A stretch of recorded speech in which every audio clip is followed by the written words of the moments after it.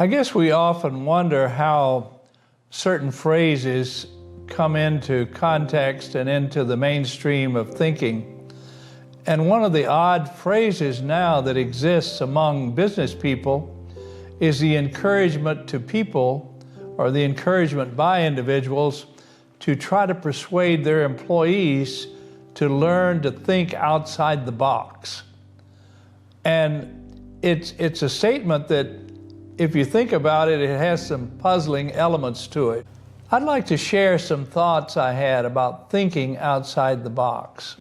In order to think outside the box, you really must acknowledge that you're in the box.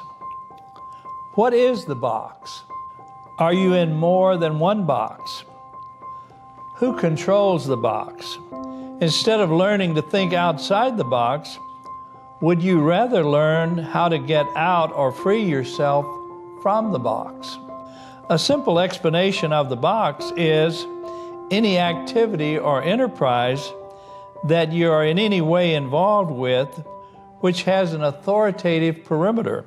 In other words, anything in which you're connected to any group of people or any institution that has the potential of and likelihood of putting you in a box. Without realizing it, you may be in a dozen boxes. You may be more like your pet that's kept in an invisible fence than you realize. Laws, rules, cliques, political correctness are all invisible fences. Some have openings or gates which permit easy flow of ingress and egress. Others are more restrictive. The United States is almost beyond the point of no return. We've gone down the road of political correctness to where the Son of God can be publicly defamed without response from the mass media. While any negative comment about other world religions would cause great alarm, political correctness requires a person to monitor what they say. This causes a form of political stuttering. A parent who tells his child to observe his words causes the child to become a stutterer. Speech is an automatic process in which your mind supplies the words for the thoughts of your heart.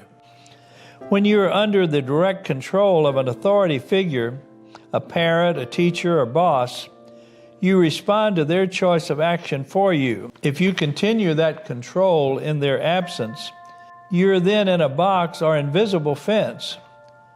To be a good citizen or student or child, you need these invisible fences. The danger lies in letting the fence perimeter take away your freedom. What did Jesus mean when he said, "You shall know the truth, and the truth shall make you free"? A free man can see the invisible fence and pass in and out. A slave of political correctness cannot see the fence, but is kept inside. Much is as true of a pet. If you have a strong need for approval, you are a ripe subject for many enclosures, until finally the people who put you into the enclosures are not telling you how to get out of the box, but rather only suggesting that you learn to think outside the box while staying in the box. At that point, you are content to live vicariously through an authority or celebrity rather than having a life of your own. In its final form, you're like a parrot in a cage with a Saul Alinsky look-alike teaching you to sit on a perch and echo words acceptable to them. At that point, you can still say, "Charlie wants a cracker," as if you were outside looking in, rather than being inside looking out.